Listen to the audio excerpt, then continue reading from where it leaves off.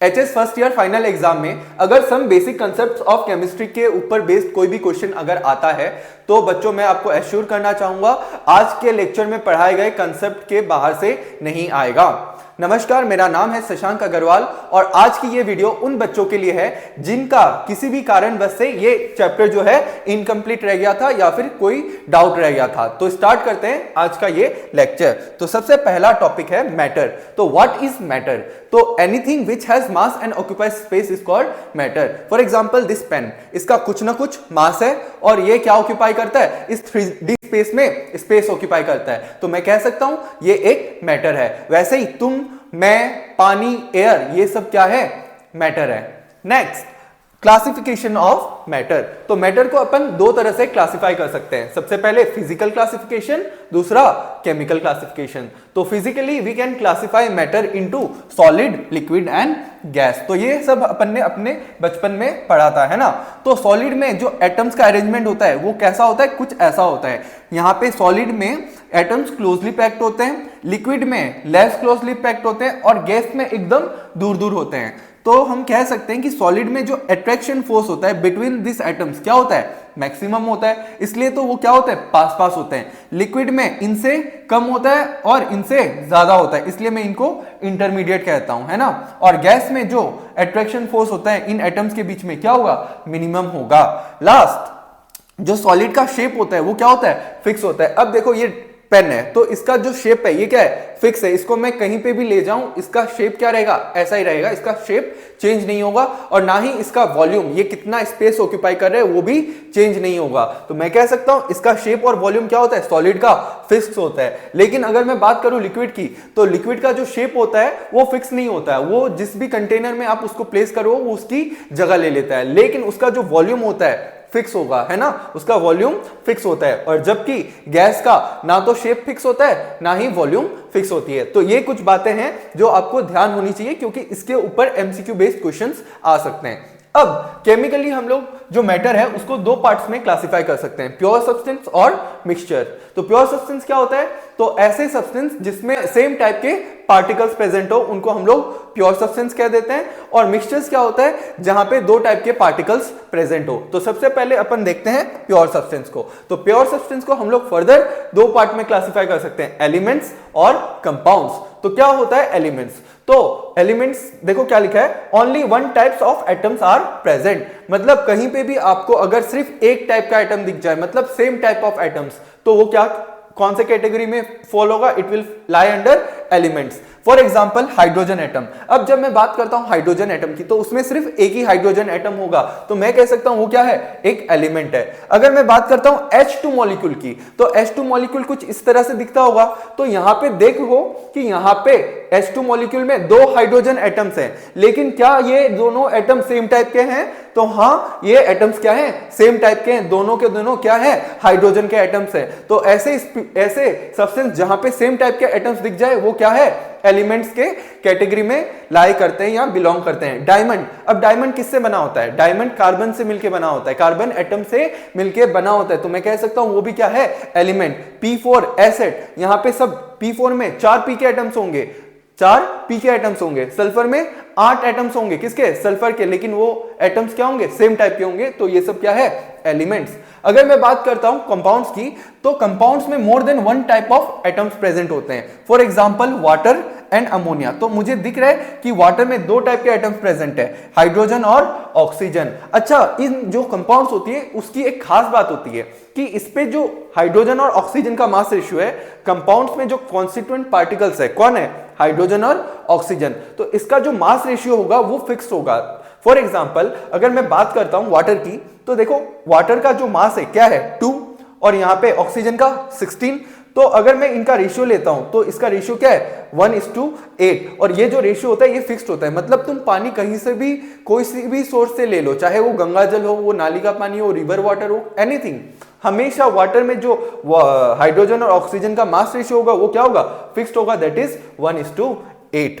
Next, mixtures. तो mixtures किसे कहते हैं? तो जब भी अपन दो प्योर सब्सटेंस को मिक्स करते हैं तो जो रिजल्टिंग बनता है that is known as mixtures. अब मिक्सचर्स को अपन दो कैटेगरी में क्लासिफाई करते हैं, एक तो होमोजीनियस मिक्सचर, एक हेट्रोजीनियस मिक्सचर। तो होमोजीनियस मिक्सचर क्या होता है? जहां पे through out the mixture composition जो है यूनिफॉर्म है, यूनिफॉर्मली डिस्ट्रीब्यूटेड होंगे यहाँ पार्टिकल्स। देखो यहाँ पे सपोज मैंने एक शुगर सॉल्यूशन बनाया, तो मैंने क्या किया, मैंने एक बर्तन लिया, उसमें पानी डाला और उसमें मैंने शुगर ऐड करके उसको क्या किया, हिलाया।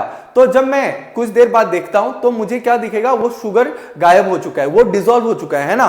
तो अगर मैं उसको टेस्ट करता हूं ऊपर से और अंदर से, तो मुझे दोनों जगह क्या मिलेगा, सेम टेस्ट मिलेगा। मतलब यहां पे पार्टिकल्स कुछ यूनिफॉर्मली डिस्ट्रीब्यूट है। तो इसलिए इस जो मिक्सचर है इसको हम लोग क्या कहते हैं, होमोजीनियस मिक्सचर कहते हैं। यहां पे मुझे यूनिफॉर्मली डिस्ट्रीब्यूटेड पार्टिकल्स मिलेंगे, इसलिए इससे हम लोग कहते हैं यूनिफॉर्म कंपोजिशन। और मेरे को पूरे में सेम टेस्ट आएगा, तो इसलिए इसकी प्रॉपर्टीज भी क्या है, सेम थ्रू आउट। तो ये आपको याद रखना है, होमोजीनियस मिक्सचर किसे कहते हैं। वैसे ही अगर मैं बात करूं हेट्रोजीनियस में जो पार्टिकल्स होते हैं वो यूनिफॉर्मली डिस्ट्रीब्यूट नहीं होते। फॉर एग्जांपल मैं पानी लेता हूं और इसमें मैं सैंड डालता हूं, तो जब मैं सैंड डालता हूं तो इसको मैंने को इस बार टेस्ट करने की जरूरत नहीं है। सैंड के जो पार्टिकल्स है वो नीचे आके सेटल हो जाएंगे, मेरे को आंखों से साफ साफ नजर आ जाएगा कि मतलब जो सैंड है वो नीचे सेटल हो गया और पानी ऊपर साइड में है ना। तो इसी को मैं क्या कह देता हूं, इसी को मैं हेट्रोजीनियस मिक्सचर कह देता हूं। This is an example of heterogeneous mixture. तो आप लोग को होमोजीनियस और हेट्रोजीनियस मिक्सचर के एग्जांपल्स दिए हुए होंगे, आप लोग को आइडेंटिफाई करना होगा। तो आप लोग को ये वाली बात भी थोड़ी ध्यान रखनी है। Next, measurement of physical properties of. अगर मेरे को फिजिकल प्रॉपर्टीज की मेजरमेंट करनी है तो उसके लिए मुझे जरूरत होती है यूनिट्स की। फॉर एग्जाम्पल, अब सपोज ये पेन है ना, तो पेन का मास मैं पूछता हूं तुम्हें और तुम कह दोगे 10, 10, तो क्या उसका कुछ सेंस बनता है? उसका सेंस नहीं बनता जब तक आप लोग यूनिट्स मेंशन नहीं करते हो। मतलब आपको मेंशन करना पड़ेगा कि ये 10 ग्राम का है या 10 किलोग्राम का है। तो जब आप यूनिट्स मेंशन करते हो तभी वो एक सेंस बनाता है। तो मैं ये कहना चाहता हूं कि किसी भी चीज की प्रॉपर्टीज को मेजर करने के लिए हमें क्या चाहिए होता है, यूनिट्स का जरूरत होता है। अब ये जो यूनिट्स होते हैं ये दो टाइप के होते हैं, एसआई यूनिट्स और डिराइव यूनिट्स। तो एसआई यूनिट्स जो होते हैं, 7 तरह के एसआई यूनिट्स होते हैं। मतलब हमारे जो साइंटिस्ट लोग ने थे 7 फिजिकल क्वांटिटीज के करेस्पॉन्डिंग 7 स्टैंडर्ड यूनिट्स फिक्स कर दिए, और वो 7 फिजिकल क्वांटिटीज हो गए ये वाले, mass, length, time, temperature, current, amount of substance और ल्यूमिनस इंटेंसिटी। और इनके करेस्पॉन्डिंग उन्होंने क्या कर दी, 7 फिजिकल यूनिट्स फिक्स कर दी। फॉर एग्जाम्पल, मास का जो ऐसा यूनिट है किलोग्राम है। मतलब आप अगर कहीं पे भी मास मेजर करते हो दुनिया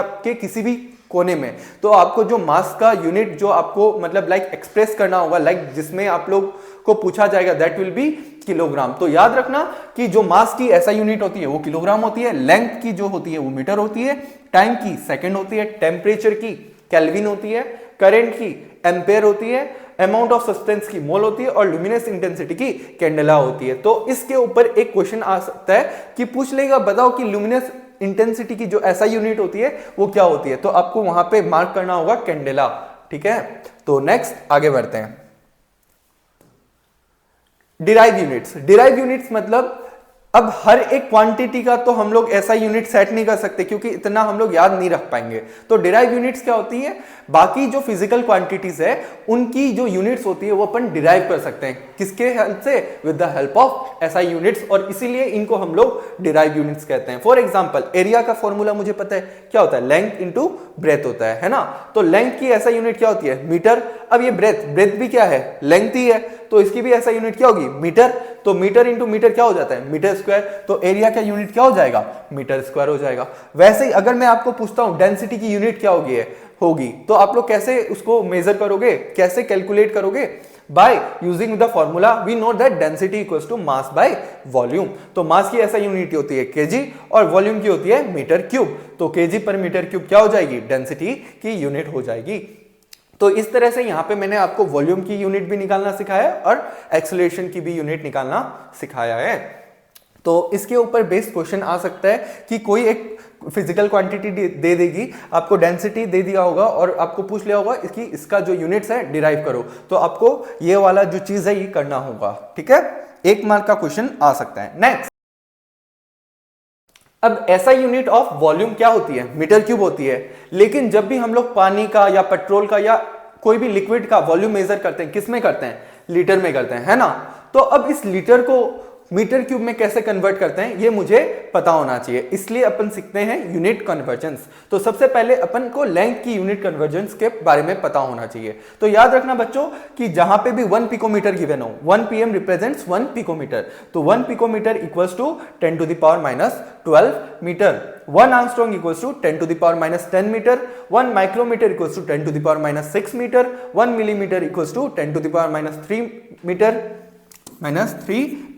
1 centimetre equals to 10 to the power minus 2 metre and 1 decimetre equals to 10 to the power minus 1 metre. तो किसी भी कॉमन यूनिट को मेरे को ऐसा यूनिट में कन्वर्ट करना आना चाहिए, और for that convergence you need to remember this things. Okay, next देखो वॉल्यूम की। तो वॉल्यूम की यूनिट क्या होती है, देखो 1 लीटर को हम लोग कैसे लिख सकते हैं, 1 litre equals to 1 decimetre cube. अब जब मैं डेसीमीटर को, मुझे पता है 1 dm इंटू 1 dm ऐसे लिख सकता हूं 1 डेसीमीटर क्यूब को। तो 1 डेसीमीटर में कितना मीटर होता है, 10 to the power minus 1 metre, 10 to the power minus 1 metre into 10 to the power minus 1 metre. तो इससे क्या आ जाता है ये 10 to the power minus 3 metre cube. वैसे ही हम लोग जब सॉल्व करते हैं it will be equals to 10 to the power 3 centimetre cube, and this centimetre cube को हम लोग क्यूबिक सेंटीमीटर भी बोलते हैं और रिप्रेजेंट करते हैं सीसी से, और ये जो सीसी होता है it is equal to ml। तो मैं कह सकता हूं 1 litre equals to 1 dm cube equals to 10 to the power minus 3 metre cube equals to 10 to the power 3 centimetre cube equals to 10 to the power 3 cc equals to 10 to the power 3 ml। तो याद रखना ये वाला 1 centimetre cube equals to 1 cc equals to 1 ml। तो ये बात आपको पता होना चाहिए। उसके बाद प्रेशर का कन्वर्जन, तो 1 atm में कितना बार होता है, 1.01325 bar, 1.01325 into 10 to the power 5 pascal, 760 mm of Hg। अब सपोज मेरे को पूछता है कि बार और पास्कल के बीच में रिलेशन बताओ, तो मुझे तो क्या पता है, मुझे पता है कि इतना बार इक्वल्स टू इतना pascal, 1.01325 bar equals to what, 1.0325 into 10 to the power 5 pascal. तो अब ये और ये कैंसिल आउट हो जाएगा और यहां से मेरे को रिलेशन मिल जाएगा किसका, बार और पास्कल के बीच, 1 bar equals to 10 to the power 5 pascal. तो इस तरह से हम लोग दो यूनिट्स के बीच में, दो कॉमन यूनिट्स के बीच में रिलेशन डिराइव कर सकते हैं। फिर टेम्परेचर, तो temperature in kelvin equals to what, 273 plus temperature in Celsius. तो अगर आपको टेम्परेचर सेल्सियस में गिवन है और आपको केल्विन में कन्वर्ट करना है तो आप लोग क्या करोगे, 273 प्लस कर दोगे। फॉर एग्जांपल 50 डिग्री सेल्सियस को केल्विन में कन्वर्ट करना है, तो मैं कैसे करूंगा, temperature in kelvin equals to what, 273 plus 50। मतलब अगर मैं इसको केल्विन में लिखता हूं तो इसके बराबर होगा 323 केल्विन के बराबर होगा।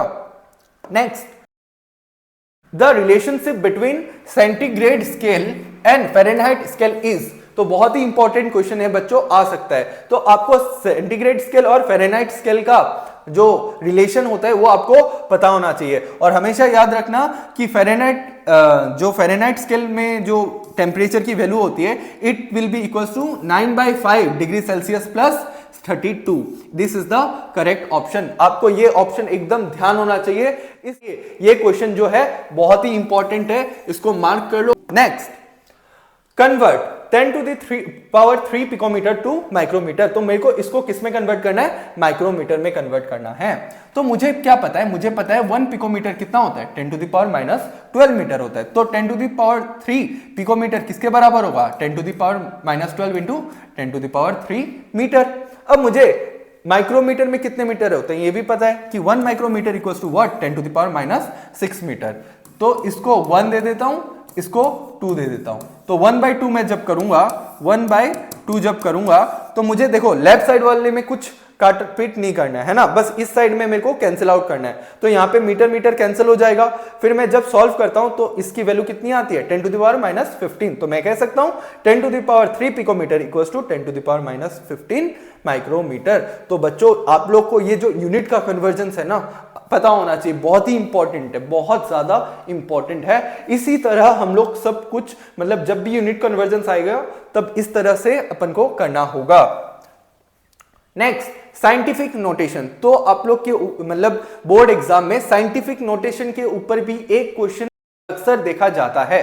तो साइंटिफिक नोटेशन क्या होता है, तो किसी भी नंबर जो है, किसी भी नंबर को हम लोग इस फॉर्म में एक्सप्रेस कर सकते हैं n into 10 to the power n, जहां पे ये n जो है ना, it is a digit term, it is a single digit जिसकी वैल्यू क्या हो सकती है 1.00 से लेके 9.99 तक हो सकती है।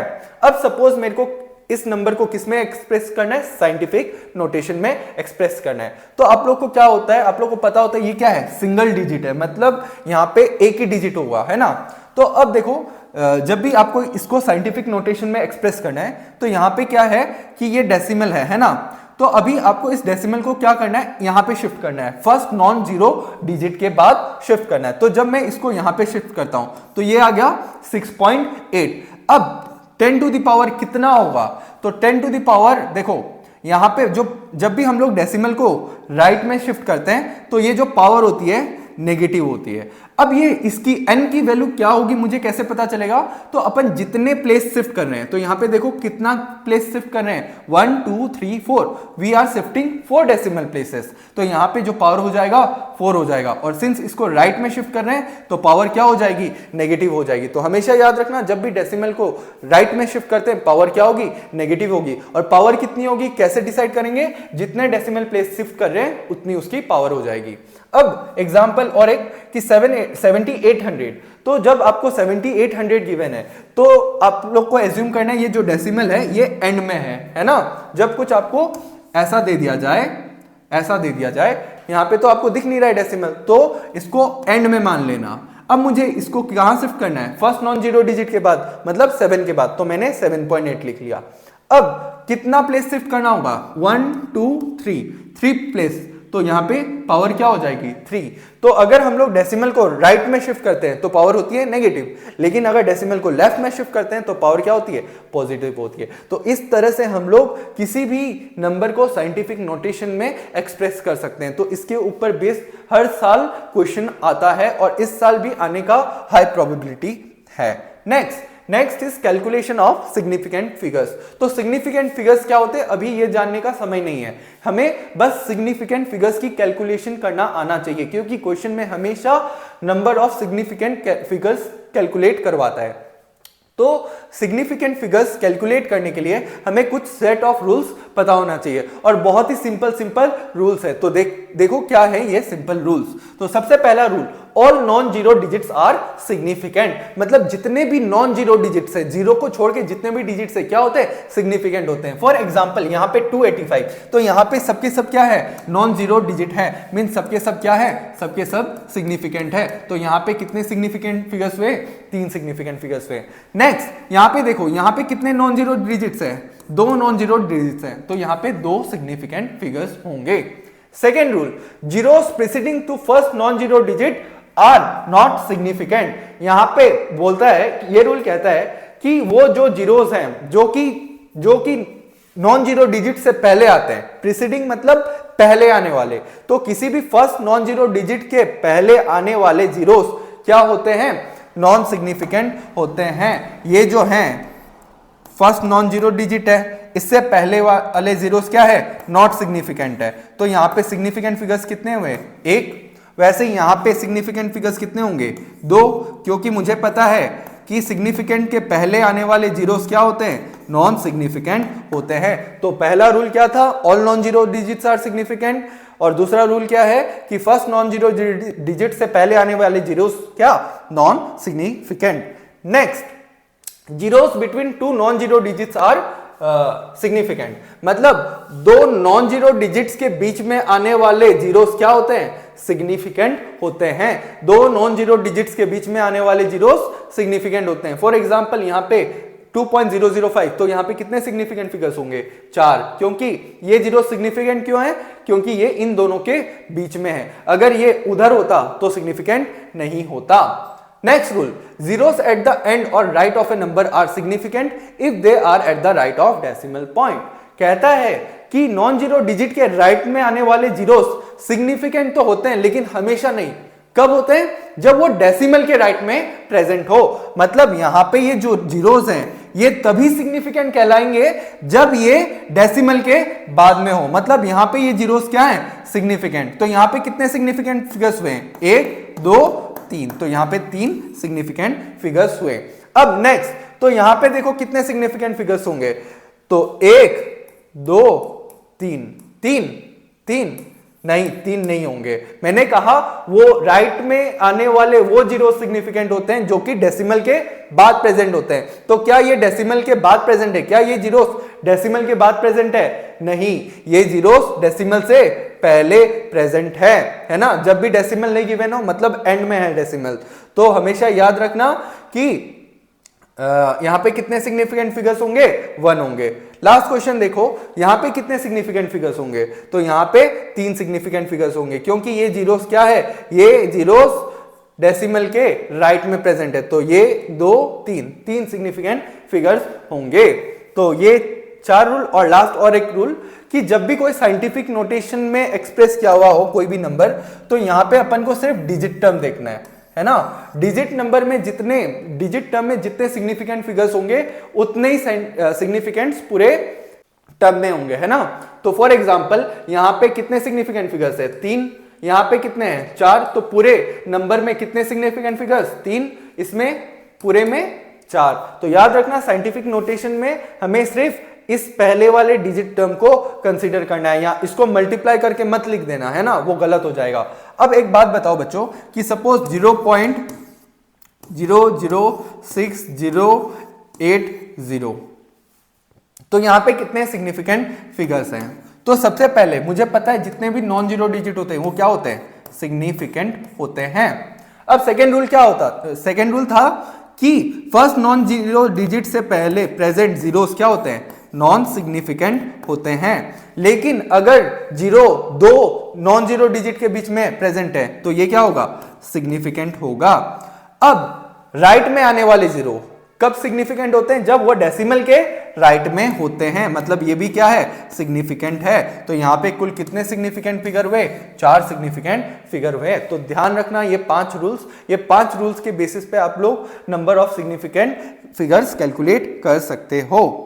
Next, precision and accuracy. तो क्या होता है प्रिसिशन एंड एक्यूरेसी? तो तुम लोग के एग्जाम में ऐसा क्वेश्चन आ सकता है, define precision and accuracy with an example. तो सपोज मैं इसको एक एग्जांपल के थ्रू समझाता हूं। सपोज एक रूम है जिसकी लेंथ क्या है? 5.6 मीटर है। एक रूम है उसकी लेंथ है 5.6 मीटर। अब मैंने क्या किया? मैंने 2 बच्चों को एक स्केल थमा दी और मैंने क्या कहा? उनसे कहा कि जाओ रूम की लेंथ मेजर करो। तो उन्होंने वेरियस मेजरमेंट्स किए और मेरे को अपना रिजल्ट बताया, है ना। तो स्टूडेंट ए आया, ये थी स्टूडेंट्स ए की ऑब्जर्वेशन, ये है स्टूडेंट्स बी की ऑब्जर्वेशन। अब मैं अगर एक्यूरेसी की बात करूं,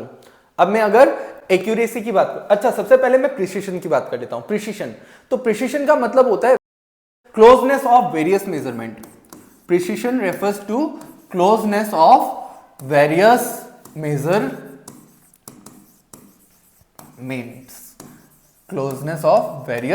मेजरमेंट्स, कि ये जो वेरियस मेजर्ड वैल्यूज हैं ये एक दूसरे के कितने क्लोज है, ये एक दूसरे के कितने क्लोज हैं, उसी को हम लोग क्या कहते हैं? प्रिसिशन कहते हैं। तो यहां पे देखो बच्चों कि यहां पे जो गैप है वो कितना है? 0.5 का गैप है ना, 0.5 का गैप है, और यहां पे 0.2 का गैप है। मतलब यहां पे जो मेजर्ड वैल्यूज है ये एक दूसरे के क्या है? ज्यादा क्लोज है। मतलब इसका प्रिसिशन क्या है? इसका प्रिसिशन अच्छा है।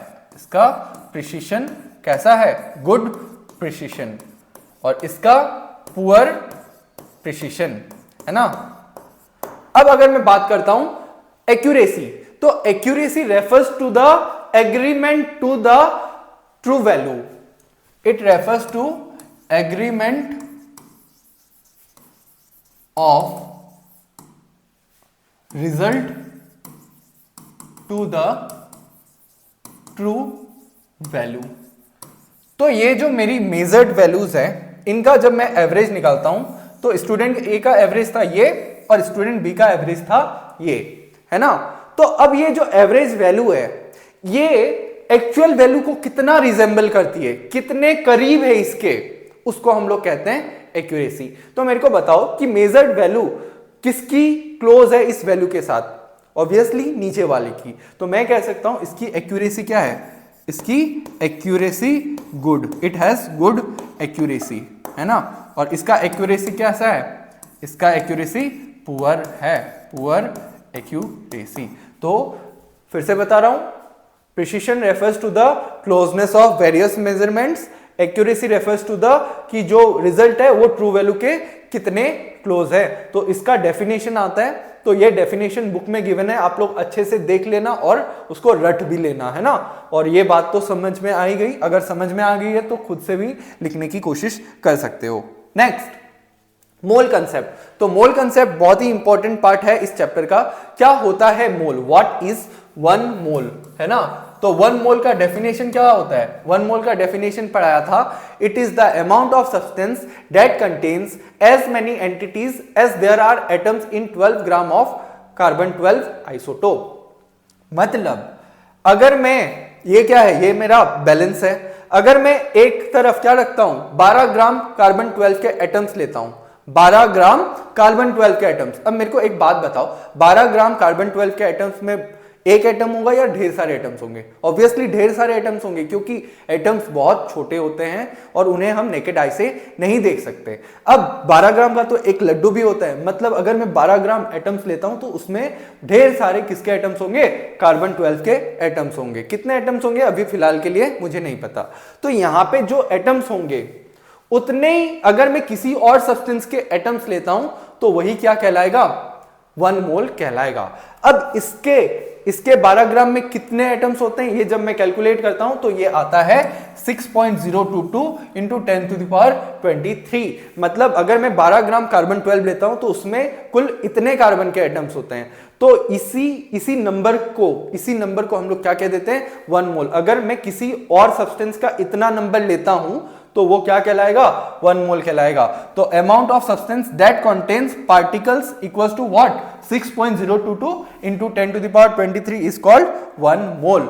तो अब मैं कह सकता हूं कि 1 मोल में कितने एंटिटीज होते हैं, Na एंटिटीज होते हैं। Na का मतलब 6.022 इंटू 10 टू द पावर 23, और इसी नंबर को हम लोग एवोगैड्रो नंबर कहते हैं और इसको रिप्रेजेंट करते हैं Na से। तो 1 मोल सब्सटेंस में किसी भी चीज के 1 मोल में कितने पार्टिकल्स होंगे, इतने पार्टिकल्स होंगे या फिर इतने एटम्स होंगे या फिर इतने मॉलिक्यूल्स होंगे। अगर मैं बात करता हूं 1 मोल CO2, 1 मोल CO2, तो CO2 क्या है, एक मॉलिक्यूल है। तो यहां पे कितने पार्टिकल्स होंगे, यहां पे 1 मोल CO2 में NaCO2 के मॉलिक्यूल्स होंगे। अगर मैं बात करता हूं 1 मोल हाइड्रोजन एटम्स, तो यहां पे क्या होंगे, यहां पे 6.022 into 10 to the power 23 hydrogen के एटम्स होंगे। अब 1 मोल सब्सटेंस में कितना मास होगा किसी भी चीज का, it will be equal to its molar mass. And अगर वो गैस है तो it will occupy 22.4 litre at STP या एनटीपी। तो ये बात ध्यान रखना, ये दो सबके लिए एप्लीकेबल है, लेकिन ये लास्ट वाला जो है it is applicable only for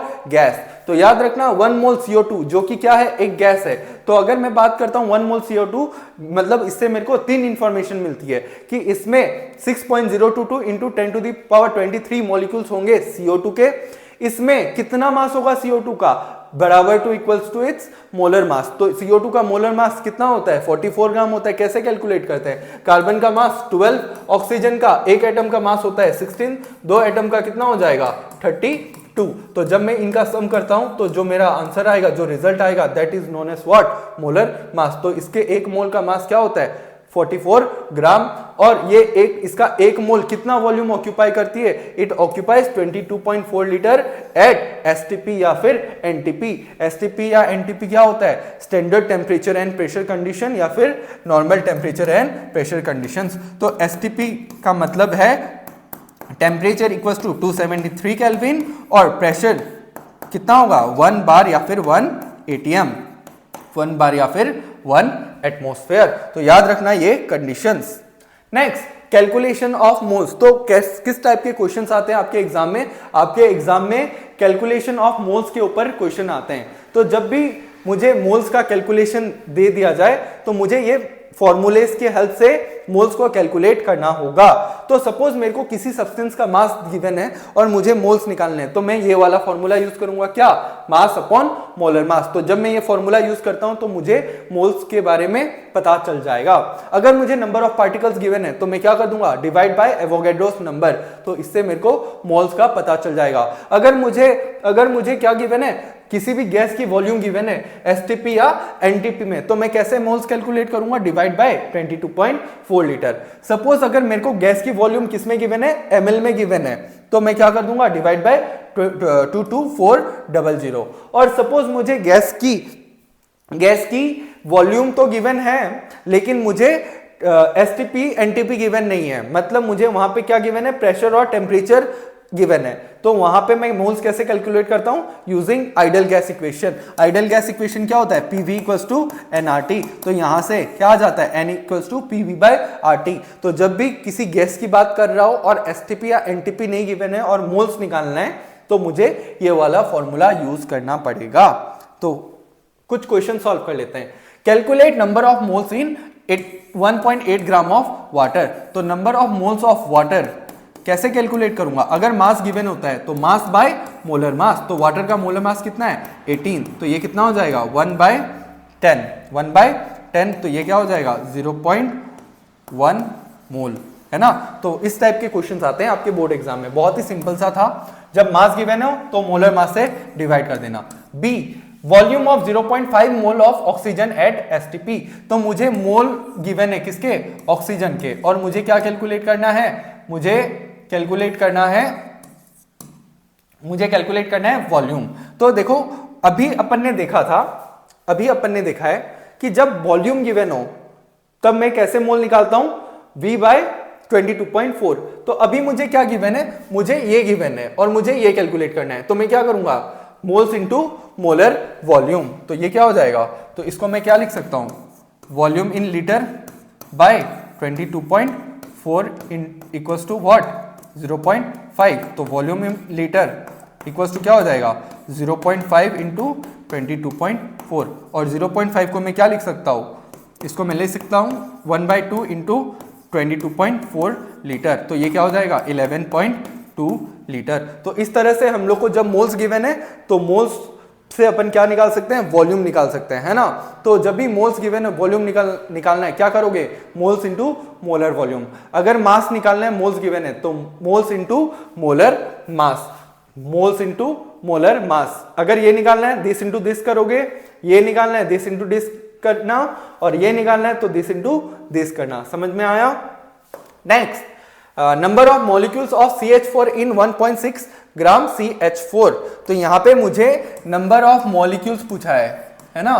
तो नंबर ऑफ मॉलिक्यूल्स पूछा है और मुझे वेट गिवन है। वेट कितना गिवन है, CH4 का वेट गिवन है 1.6 ग्राम। तो कैसे कैलकुलेट करते हैं, तो देखो बच्चों, मुझे पता है कि ये जो CH4 है, सबसे पहले इसका मोल्स निकाल लो। तो मोल्स कैसे निकाल लोगे, मोल्स निकाल लोगे CH4 के कैसे, मास बाय मोलर मास। तो ये कितना आ जाएगा, 0.1 मोल। अब मुझे क्या निकालना है, नंबर ऑफ मॉलिक्यूल्स। तो मुझे पता है कि किसी भी n equals to n by Na। तो मोल्स अगर पता है तो नंबर ऑफ पार्टिकल्स निकाल पाओगे, n इंटू Na। तो n कितना है, 0.1 इंटू Na, कितना आ गया, 0.1 Na। और इसको अगर मैं अच्छे से सॉल्व करता हूं तो क्या होगा, 6.022 इंटू 10 टू द पावर 22, है ना। तो इस तरह से आप लोग को पता होना चाहिए। इसकी वैल्यू क्या होती है, 6.022 इंटू 10 टू द पावर 23। जब 0.1 से मल्टीप्लाई करोगे तो ये 23 किस में कन्वर्ट हो जाएगा, 22 में कन्वर्ट हो जाएगा। तो इस तरह से आप लोग को स्टेप बाय स्टेप कैलकुलेशन करनी है और आंसर निकालना है। Next, percentage composition. तो बहुत ही इंपॉर्टेंट है परसेंटेज कॉम्पोजिशन। तो परसेंटेज कॉम्पोजिशन कैसे कैलकुलेट करते हैं, सपोज मुझे किसी भी एलिमेंट का परसेंटेज कॉम्पोजिशन कैलकुलेट करना है किसी गिवन कंपाउंड में, तो कैसे कैलकुलेट कर सकता हूं, बाय यूजिंग दिस फॉर्मूला कि percentage composition of any element equals to what, mass of that element in the compound, total mass of the compound into 100। तो इस तरह से अपन क्या कर सकते हैं, परसेंटेज कॉम्पोजिशन निकाल सकते हैं किसी भी एलिमेंट का। देख लो, कि suppose calculate percentage composition of carbon in glucose. तो ग्लूकोज का मॉलिक्यूलर फॉर्मूला तुम्हें पता होना चाहिए। ये क्या है? ग्लूकोज का मॉलिक्यूलर फॉर्मूला। तो percentage composition of carbon in glucose निकालने के लिए यहाँ पे मेरे को सबसे पहले किसका मास पुट करना पड़ेगा? कार्बन का मास। तो इस मॉलिक्यूल में, इस ग्लूकोज के एक मॉलिक्यूल में कार्बन का कितना मास होता है? 6 × 12 है ना। कार्बन के एक एटम का मास होता है 12, 6 एटम है तो 6 × 12। अच्छा, पूरे ग्लूकोज का मास कितना है? 180 × 100। तो mass of the compound divide by total mass into 100। तो यहां से जब मैं कैलकुलेट करता हूं, ये क्या आ जाएगा? ये 30 टाइम्स गया, ये गया 3 4, तो ये कितना आ गया? 40%। मतलब ग्लूकोज के एक मॉलिक्यूल में 40% क्या प्रेजेंट होता है? कार्बन प्रेजेंट होता है, और रेस्ट क्या होता है? हाइड्रोजन और ऑक्सीजन। हाइड्रोजन और ऑक्सीजन का भी सिमिलर तरीके से निकाल सकता हूं। कैसे? परसेंटेज हाइड्रोजन, तो mass of hydrogen 12 × 1 by total mass into 100। तो इसको जब कैलकुलेट करोगे, इससे क्या आ जाएगा? हाइड्रोजन का कंपोजिशन आ जाएगा। और सिमिलरली हम लोग ऑक्सीजन का भी कैलकुलेट कर सकते हैं। Next, molecular formula and empirical formula. क्या होता है मॉलिक्यूलर फॉर्मूला? तो मॉलिक्यूलर फॉर्मूला, इसका डेफिनेशन नहीं आता है ना। इसको पढ़ना क्यों जरूरी है? ताकि हम लोग एम्पिरिकल फॉर्मूला को समझ पाए। तो molecular formula represents actual number of atoms of particular element in a compound. तो किसी भी कंपाउंड में किसी एलिमेंट के कितने एटम्स एक्चुअल में प्रेजेंट है, वो बताता है हम लोग को molecular formula. For example, glucose का मॉलिक्यूलर फॉर्मूला क्या है? C6H12O6। मतलब ये रिप्रेजेंट करता है कि अगर मैं एक ग्लूकोज का मॉलिक्यूल लेता हूं तो वहां पे 6 कार्बन के एटम्स होंगे, 12 हाइड्रोजन के एटम्स होंगे और 6 ऑक्सीजन के एटम्स होंगे। तो ये थी कहानी मॉलिक्यूलर फॉर्मूला की। अब नेक्स्ट हम लोग बात करते हैं एम्पिरिकल फॉर्मूला। तो ये जो एम्पिरिकल फॉर्मूला होता है, it represents the simplest ratio of atoms of element in compound. मतलब ये जो हमारा एम्पिरिकल फॉर्मूला है, तो ये किसको रिप्रेजेंट करता है? Simplest ratio of atoms. मतलब ये क्या था? Molecular formula of glucose. तो ग्लूकोज में कौन कौन से एटम्स है? कार्बन, हाइड्रोजन और ऑक्सीजन। कितने? 6 12 6। तो जब मैं इनका सिंपलेस्ट रेशियो निकालता हूं, है ना, सिंपलेस्ट रेशियो कैसे निकालूंगा? मैं डिवाइड कर दूंगा सबसे छोटे वाले नंबर से। तो यहां पे सबसे छोटा वाला नंबर क्या है? 6 है। तो यहां पे एक रेशियो आएगा क्या? 1:2:1। तो ये जो सिंपलेस्ट रेशियो है, इट रिप्रेजेंट्स एम्पिरिकल फॉर्मूला। तो यहां पे ग्लूकोज का एम्पिरिकल फॉर्मूला क्या हो जाएगा? CH2O। तो आप लोग को पता होना चाहिए कि किस तरह से एम्पिरिकल फॉर्मूला निकालते हैं, ना। अपन जो एटम्स का सिंपलेस्ट रेशियो ले लेंगे, वही क्या कहलाएगा? Empirical formula. So what is empirical formula of glucose? It is CH2O। Next, अगर मैं बात करूं बेंजीन की, तो बेंजीन का मॉलिक्यूलर फॉर्मूला क्या है? C6H6। ये क्या है? Molecular formula. अगर बात करता हूं एम्पिरिकल फॉर्मूला, तो क्या होगा? तो कार्बन, हाइड्रोजन 6 सिंपलेस्ट रेशियो लेना है ना। तो सिंपलेस्ट रेशियो क्या आएगा? 1:1। मतलब CH is the empirical formula of benzene. ठीक है। अगर मैं बात करता हूं CH4 की, तो CH4 में का क्या होगा? तो CH4 में ये 1 है, ये 4 है। तो सिंपलेस्ट रेशियो क्या होगा? सेम होगा। मतलब CH4 का मॉलिक्यूलर फॉर्मूला और एम्पिरिकल फॉर्मूला क्या होगा? दोनों ही सेम होगा। मीथेन का मॉलिक्यूलर फॉर्मूला, एम्पिरिकल फॉर्मूला क्या होता है? सेम होता है। Next, A compound contains 4.07% hydrogen, 24.27% carbon and 71.6% chlorine. Its molar mass is 98.96 gram. What are its empirical and molecular formula?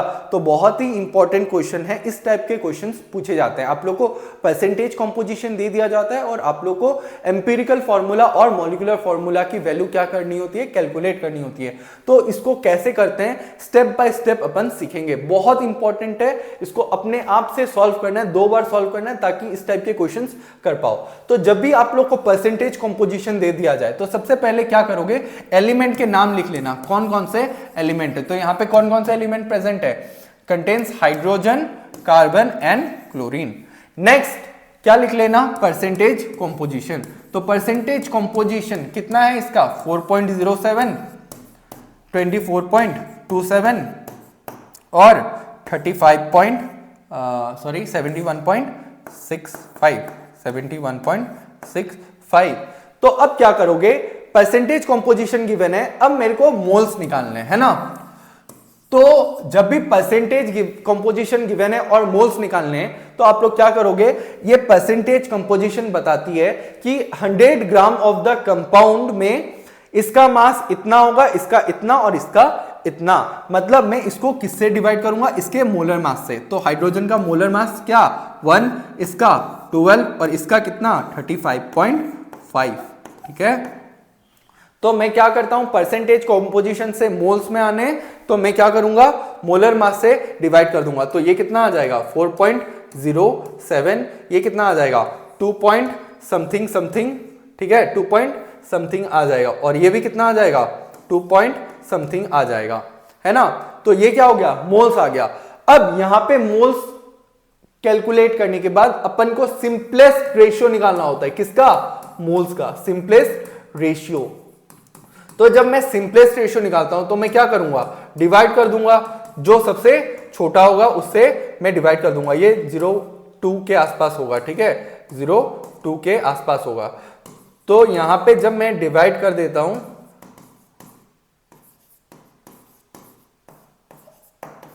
तो यहां पे मुझे क्या मिल जाएगा, सिंपलेस्ट रेशियो मिल जाएगा। ये अप्रोक्सीमेटली इक्वल्स टू 2 होगा, ये 1 होगा, ये 1 होगा। तो ये जो सिंपलेस्ट रेशियो ऑफ मोल्स है ये किसको रिप्रेजेंट करता है बच्चों, ये रिप्रेजेंट करता है एम्पिरिकल फॉर्मूला को। तो यहां पे मैं कह सकता हूं कि यहां पे हाइड्रोजन के कितने एटम्स हैं, 2, और कार्बन और क्लोरीन के एक एटम्स प्रेजेंट है। तो ये तो आ गया एम्पिरिकल फॉर्मूला। ठीक है, अब एम्पिरिकल फॉर्मूला से मॉलिक्यूलर फॉर्मूला कैसे निकालते हैं। तो मॉलिक्यूलर फॉर्मूला और एम्पिरिकल फॉर्मूला के बीच में एक रिलेशन होता है, that is molecular formula equals to n into empirical formula. अब ये जो n होता है ये क्या होता है, it is molecular weight by empirical weight. तो ये जो मॉलिक्यूलर वेट है ये आपको मतलब क्वेश्चन में गिवन होता है, कितना गिवन है 98.96 और एम्पिरिकल मास आपको कैलकुलेट करना होगा। तो यहां पे एम्पिरिकल मास कैलकुलेट करो, 12 प्लस 2 प्लस 35.5, तो ये कितना आ जाएगा बच्चों, ये 49.5 है ना। तो इसको मैं राउंड ऑफ कर दूंगा नियरेस्ट होल नंबर में, तो ये क्या आ गया 2 आ गया। तो अब मुझे मॉलिक्यूलर फॉर्मूला निकालना है तो मैं क्या कर दूंगा 2 इंटू एम्पिरिकल फॉर्मूला CH2Cl, तो ये क्या हो जाएगा C2H4Cl2। तो इस तरह से अपन मॉलिक्यूलर फॉर्मूला निकाल लेते हैं। तो सबसे पहले परसेंटेज कंपोजिशन अगर गिवन है तो एलिमेंट्स के नाम लिखो, फिर परसेंटेज कंपोजिशन लिखो, फिर मोल्स लिखो। मोल्स कैसे कैलकुलेट करोगे, सबको उसके रेस्पेक्टिव मोलर मास से डिवाइड कर दोगे, मोल्स मिल गया।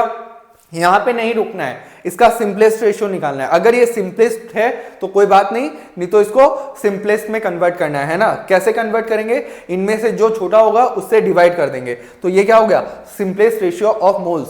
तो अभी कुछ देर पहले बताया था जो सिंपलेस्ट रेशियो है वो किसको रिप्रेजेंट करता है, एम्पिरिकल फॉर्मूला। तो एम्पिरिकल फॉर्मूला मिल गया, एम्पिरिकल फॉर्मूला से अपन को एम्पिरिकल मास मिल जाएगा और मॉलिक्यूलर मास मुझे क्या होता है, गिवन होता है। तो इससे n की वैल्यू मेरे को मिल जाती है। अब इसी n की वैल्यू को अपन यहां पे पुट करके क्या कैलकुलेट कर सकते हैं, मॉलिक्यूलर फॉर्मूला।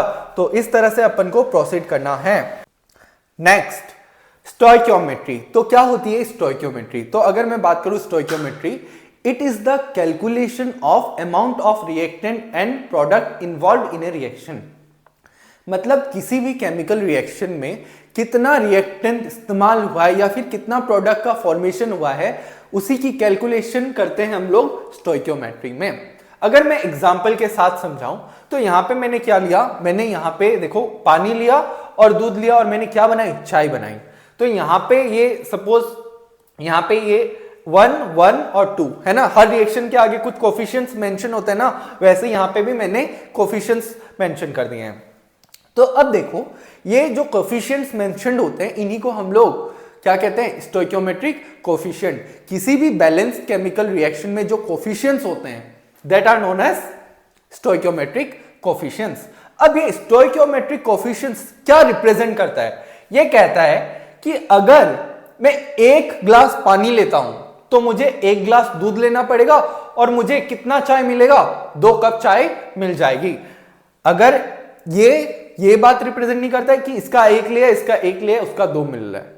ये रेशियो को रिप्रेजेंट करता है। ये कहता है कि इसका 1 तो इसका 1 और उसका 2। मतलब इसका अगर मैं 2 ग्लास लेता हूं तो इसके कितने ग्लास लेने होंगे, 2 ग्लास, और उसके कितने बनेंगे, 4 ग्लास बन जाएंगे।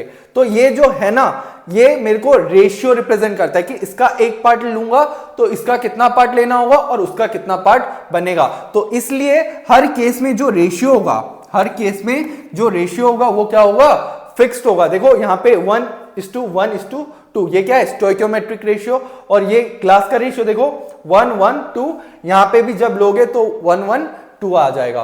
तो ये थी बेसिक एग्जांपल से। अब मैं थोड़े एडवांस लेवल पे जाता हूं। तो देखो ये क्या है, N2 + 3H2 goes to 2NH3। क्या ये बैलेंस इक्वेशन है? हाँ, ये बैलेंस इक्वेशन है। ये क्या है, हेबल्स प्रोसेस है। NH3 मतलब क्या है, अमोनिया। तो अभी यहां पे स्टोइकियोमेट्रिक कोफिशिएंट क्या है, 1, 3, 2। तो ये क्या रिप्रेजेंट करता है, ये रिप्रेजेंट करता है कि अगर मैं इसका 1 मोल लेता हूं तो इसका 3 मोल लेना होगा और इसका 2 मोल बनेगा। अगर मैं इसका 1 वॉल्यूम लेता हूं, मतलब इसका 1 लीटर लेता हूं, चाहे 1 ml लेता हूं, तो मेरे को इसके कितने लेने होंगे, 3 वॉल्यूम, और इसका कितना वॉल्यूम बनेगा, 2 वॉल्यूम। मतलब इसका 1 ड्रॉप लेता हूं तो इसके 3 ड्रॉप लेने होंगे और इसके कितने ड्रॉप बन जाएंगे, 2 ड्रॉप बन जाएंगे। वैसे ही अगर मैं इसका 1 मॉलिक्यूल लेता हूं तो इसका 3 मॉलिक्यूल लूंगा और इसके कितने मॉलिक्यूल्स के फॉर्मेशन हो जाएंगे, 2 मॉलिक्यूल के। तो याद रखना कि स्टोइकियोमेट्रिक का रेशियो, मोल्स का रेशियो, वॉल्यूम का रेशियो और पार्टिकल का रेशियो क्या होता है, सेम होता है ना। स्टोइकियोमेट्रिक का रेशियो जो होगा वही मोल का रेशियो होगा, वही इसका वॉल्यूम का रेशियो होगा, वही मॉलिक्यूल का रेशियो होगा। अब यहां पे मैंने 1 मॉलिक्यूल लिया तो इसके 3 चाहिए। अगर इसके Na लेता हूं तो इसके कितने चाहिए होंगे, 3 Na। तो इसके 1 मॉलिक्यूल से इसके 2 बनते हैं, तो इसके Na से इसके 2 Na बनेंगे। तो ये डेटा हमें स्टोइकियोमेट्री देती है। अब जो ये है ना, स्टोइकियोमेट्रिक रेशियो को हम लोग in the form of mass express नहीं कर सकते। मतलब यहां पे मैं ये नहीं कह सकता कि इसका 1 ग्राम इसके 3 ग्राम के साथ कंबाइन होके इसका 2 ग्राम का फॉर्मेशन करेगा। समझ आया? मैं ये नहीं कह सकता कि इसका 1 gram will react with 3 gram of this to give 2 gram of this. ऐसा क्यों? क्योंकि हमने एक law of conservation of mass पढ़ा था, और वो law of conservation of mass कहता है कि रिएक्टेंट का मास और प्रोडक्ट का मास क्या होना चाहिए, इक्वल होना चाहिए। लेकिन यहाँ पे रिएक्टेंट का मास कितना है, 4 ग्राम, और यहाँ पे प्रोडक्ट का मास कितना है, 2 ग्राम। मतलब ये गलत है। मतलब मैं स्टोइकियोमेट्रिक रेशियो को in the form of mass नहीं लिख सकता। तो मैं इसको कैसे लिखूंगा? तो इसको लिखने के लिए मुझे पता है 1 मोल N2 में कितना मास होता है, 28 ग्राम। 3 मोल H2 में कितना होता है, 3 × 2 6, है ना। और इसका 2 × 17, तो ये क्या हो जाएगा, 34। तो अब चेक करो, तो अब देखो इसका भी 34 ग्राम, उसका भी 34 ग्राम। मतलब स्टोइकियोमेट्री से मैं डायरेक्ट मोल्स पे, मतलब मास में जंप नहीं कर सकता हूं, लेकिन इससे डायरेक्ट मोल में, वॉल्यूम में और मॉलिक्यूल में जंप कर सकता हूं। Next, calculate the volume of CO2 evolve by thermal decomposition of 50 gram calcium carbonate. तो जब भी स्टोइकियोमेट्री का क्वेश्चन आता है तो सबसे पहले आप लोगों को केमिकल रिएक्शन लिखनी होगी। तो केमिकल रिएक्शन क्या है, यहाँ पे थर्मल डिकम्पोजिशन हो रहा है, किसका, कैल्शियम कार्बोनेट का। तो जब भी अपन कैल्शियम कार्बोनेट का थर्मल डिकम्पोजिशन करते हैं, है ना, तो क्या बनता है, CaO और CO2, है ना। क्या ये रिएक्शन बैलेंस्ड है? बैलेंस का मतलब क्या, नंबर ऑफ एटम्स किसके, हर एक एलिमेंट के same on the left hand side as well as right hand side. तो यहाँ पे Ca1, यहाँ पे भी 1, यहाँ पे C1, यहाँ पे भी C1, यहाँ पे ऑक्सीजन 3, यहाँ पे ऑक्सीजन 3, मींस यहाँ पे एटम्स क्या है, बैलेंस्ड है। अब देखो यहाँ पे स्टोइकियोमेट्रिक कोफिशिएंट क्या है, 1 1 1, है ना। तो मैं कह सकता हूं कि इसका 1 मोल देगी और इसका 1 मोल देगी। अभी अपन को क्या पूछा है कि calculate the volume of CO2 evolve by thermal decomposition of 50 gram calcium carbonate. तो जब भी इस टाइप का क्वेश्चन आ जाए तो सबसे पहले उन दोनों को मार्क कर लेना जिसका डेटा गिवन है और जिसके बारे में पूछ रहा है ना। इसका डेटा गिवन है और उसके बारे में पूछ रहा है ना। तो अब देखो कि पहले सबसे पहले 1 मोल CaCO3 का मास कितना होता है, 100 ग्राम होता है, कैलकुलेट करके चेक कर लो। और 1 मोल CO2 में कितना वॉल्यूम होता है, तो किसी भी गैस का 1 मोल कितना ऑक्यूपाई करती है, 22.4 लीटर एट STP या NTP, STP या NTP। तो देखो मतलब इसका मुझे मास में गिवन है तो मैं मास में कन्वर्ट कर लेता हूं, उसका मेरे को वॉल्यूम पूछा है तो वॉल्यूम में कन्वर्ट कर लेता हूं। तो अब मैं कह सकता हूं कि इसका 100 ग्राम इसका कितना देती है, इसका 22.4 लीटर देती है। तो 100 ग्राम CaCO3 अपन डिकम्पोजिशन गिव्स 22.4 लीटर CO2। और यहां पे पूछा है 50 ग्राम CaCO3 कितना देगा, तो मैं क्या यूज करूंगा, यूनिटरी मेथड यूज करूंगा। तो मुझे पता है 100 ग्राम उतना देता है, तो 1 ग्राम कितना देगा, 22.4 बाय 100, और 50 ग्राम कितना देगा, 22.4 बाय 100 इंटू 50। तो इसको जब मैं कैलकुलेट करूंगा it will come out to be 11.2 litre. तो इस तरह से मेरे को सॉल्व करना होता है इस टाइप का क्वेश्चंस, ठीक है। Next, limiting reagent. Limiting reagent क्या होता है, तो देखो अभी मैंने कुछ देर पहले बात की थी कि अगर इसका 1 गिलास पानी चाहिए, इसका मेरे को कितना चाहिए होगा, 1 गिलास दूध चाहिए होगा, तभी मैं क्या बना पाऊंगा, चाय बना पाऊंगा, है ना। और चाय कितना बनेगा, 2 गिलास बनेगा। अब सपोज मेरे को 20 गिलास पानी दिया है और 10 गिलास क्या दे दिया है, दूध दे दिया है, तो मैं कितना चाय बना पाऊंगा मेरे को पूछता है। तो मेरे को बताओ कि इसका 20 है, इसका 10 है, तो कितना बनेगा, 20 बनेगा क्या, नहीं, क्योंकि मुझे पता है गिलास पानी में 1 गिलास दूध चाहिए। अभी यहां पे पानी तो ज्यादा है लेकिन दूध क्या है, लिमिटेड है ना, लिमिटेड है। तो जितना दूध है उसके अकॉर्डिंग मैं क्या बनाऊंगा, चाय बनाऊंगा। मतलब यहां पे 10 गिलास दूध है तो मैं 10 गिलास ही क्या लूंगा, पानी लूंगा, है ना। मतलब अगर 2 रिएक्टेंट में से एक रिएक्टेंट किसमें प्रेजेंट हो, लिमिटेड अमाउंट में प्रेजेंट हो, तो वही डिसाइड करेगा कितना प्रोडक्ट बनेगा। अभी 10 गिलास दूध है तो 10 गिलास ही तो चाय बनेगा। मतलब यहां पे ये क्या है, लिमिटिंग रिएजेंट है, ये लिमिटेड अमाउंट में प्रेजेंट है, ये एक्सेस अमाउंट में प्रेजेंट है, तो ये क्या हो जाएगा, कंप्लीटली कंज्यूम हो जाएगा। तो लिमिटिंग रिएजेंट क्या होता है, एक तो ये पूरा कंज्यूम हो जाएगा, पूरा क्या हो जाएगा, कंज्यूम हो जाएगा, इसके 10 गिलास बच जाएंगे, है ना। और दूसरा बात, यही डिसाइड करेगा कि चाय कितनी बनेगी। अब 10 गिलास दूध है, ये लिमिटिंग रिएजेंट है, ये लिमिटिंग रिएजेंट है, तो यही तो डिसाइड करेगा कि चाय कितनी बन रही है, कितनी बनेगी चाय, 10 इंटू 2 इंटू 10, है ना, 2 इंटू 10 गिलास। ये समझ में आया, नहीं आया, मैं बताता हूं कि मुझे पता है इसका 1 गिलास और इसका 1 गिलास जब मैं लेता हूं तो मेरे को 2 गिलास चाय बनती है ना। इसके 1 गिलास को इसकी 1 गिलास की जरूरत होती है। अब ये 20 गिलास है, ये 10 गिलास है, तो मेरे को बताओ क्या मैं 20 में 10 से बनवाऊंगा, नहीं, मुझे पता है कि मैं इसके 10 ले सकता हूं तो इसके भी मैं 10 लूंगा, है ना। अब इसके 1 से इसका 2 बनता है, इसके 1 से इसका 2 बनता है, तो इसके 10 से इसका कितना बनेगा, 2 इंटू 10। समझ आया, लिमिटिंग रिएजेंट। तो लिमिटिंग रिएजेंट क्या होता है, the reagent which gets completely consumed in the reaction is called limiting reagent. ये क्या है, एक्सेस रिएजेंट है। और प्रोडक्ट कितना बनेगा कौन डिसाइड करता है, लिमिटिंग रिएजेंट डिसाइड करता है। The reagent which gets completely consume in the reaction is called limiting reagent. तो व्हाट इज लिमिटिंग रिएजेंट के ऊपर एक क्वेश्चन बन सकता है कि what is limiting reagent, 1 marks का, है ना। फिर limiting reagent decides product formation, की प्रोडक्ट कितना बनेगा कौन डिसाइड करेगा, लिमिटिंग रिएजेंट। अब सर रिएक्शन में मुझे कैसे पता चलेगा लिमिटिंग रिएजेंट कौन है ना। तो जब भी रिएक्शन में मुझे आइडेंटिफाई करना है लिमिटिंग रिएजेंट को, मैं क्या करूंगा, मैं रिएक्टेंट के मोल्स लूंगा और उसको डिवाइड कर दूंगा स्टोइकियोमेट्रिक कोफिशिएंट से। मोल्स को डिवाइड कर दूंगा स्टोइकियोमेट्रिक कोफिशिएंट से, जिसकी वैल्यू मिनिमम होगी वही क्या कहलाएगा, लिमिटिंग रिएजेंट कहलाएगा। फॉर एग्जांपल ये एक रिएक्शन गिवन है और यहां पे मुझे क्या गिवन है, the reaction is carry out by 24 gram of carbon and 96 gram of oxygen. तो यहां पे रिएक्शन को लिख लेते हैं, twice C plus O2 goes to twice CO। तो यहां पे कहता है कि the reaction is carried out by taking 24 gram carbon and 96 gram oxygen. है ना। तो अब पूछता है कि कौन सा लिमिटिंग रिएजेंट है और कितने CO के मोल्स बन रहे हैं। तो सबसे पहले मुझे लिमिटिंग रिएजेंट को आइडेंटिफाई करना है। तो लिमिटिंग रिएजेंट कैसे आइडेंटिफाई करेंगे, तो सबसे पहले देखो मोल्स में कन्वर्ट करो, तो मोल्स ऑफ कार्बन कितने हो जाएंगे 24/12, ये क्या हो गया 2 मोल हो गया, है ना। और यहाँ पे ये कितना हो जाएगा N इक्वल्स टू 96 बाय कितना 1632, है ना। तो ये क्या हो जाएगा, ये हो जाएगा 3 मोल, है ना। अब लिमिटिंग रिएजेंट कैसे निकालते हैं, तो लिमिटिंग रिएजेंट निकालने के लिए मैंने तरीका बोला है कि हम लोग क्या करेंगे, मोल्स बाय स्टोइकियोमेट्रिक कोफिशिएंट। तो कार्बन के मोल्स कितने हैं 2, स्टोइकियोमेट्रिक कोफिशिएंट क्या है 2, तो इसकी वैल्यू क्या आ गई 1।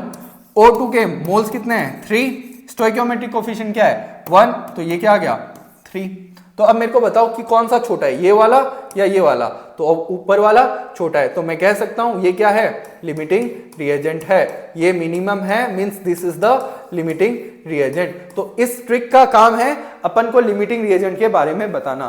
तो अब जब मुझे पता चल गया लिमिटिंग रिएजेंट कौन है, carbon is the limiting reagent, मतलब यही डिसाइड करेगा कि प्रोडक्ट कितना बनेगा, है ना।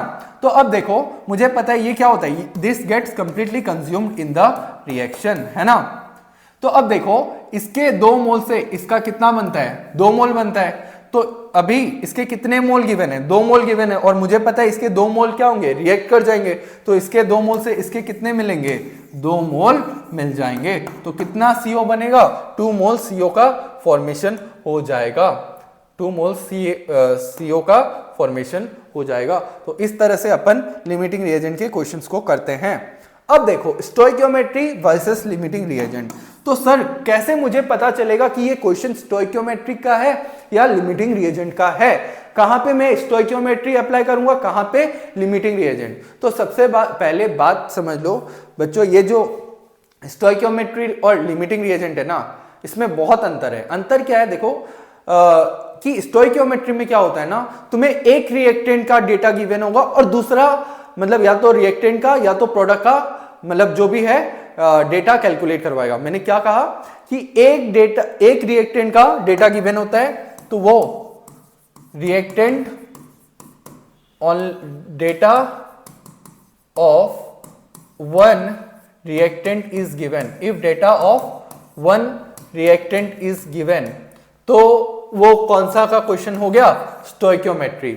और अगर 2 रिएक्टेंट का डेटा गिवन है, 2 रिएक्टेंट का डेटा गिवन है, if data of 2 reactant are given,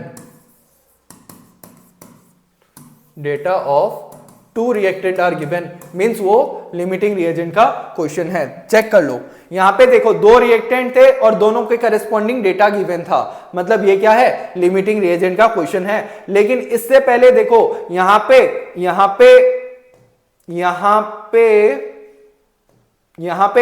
एक ही रिएक्टेंट का डेटा गिवन था, हालांकि एक ही रिएक्टेंट था, लेकिन यहां पे अगर मेरे को और भी क्वेश्चंस मिलता है जिसमें 2 रिएक्टेंट हो, लेकिन मुझे एक ही रिएक्टेंट का डेटा गिवन है और दूसरे रिएक्टेंट का डेटा कैलकुलेट करवा रहा है या प्रोडक्ट का डेटा कैलकुलेट करवा रहा है, मींस स्टोइकियोमेट्री। क्लियर, तो आगे बढ़ते हैं, ठीक है।